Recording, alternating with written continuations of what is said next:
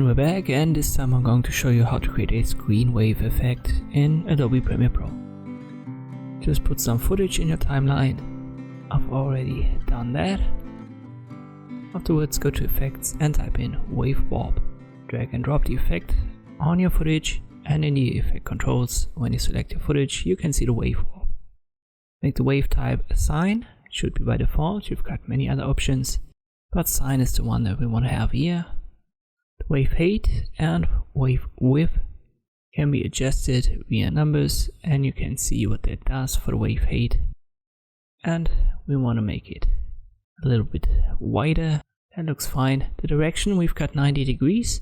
This is exactly what we need, as we want to have the wave to go from left to right. The next thing that we need to take care of is the wave speed. We want to make it a little bit slower, so type in 0 point something. Keep in mind it rounds to the nearest full number, so 0.75 would be 0.8 here. I want to have 0.6. You see all of these edges, we can take care of that via the pinning, so use all edges, and the black on top and bottom is gone.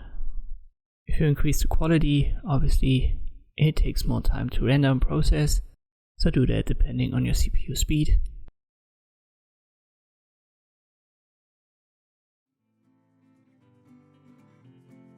Maybe I'll go down in this example with the wave speed to 0.4. Let me test that, and I think that looks good.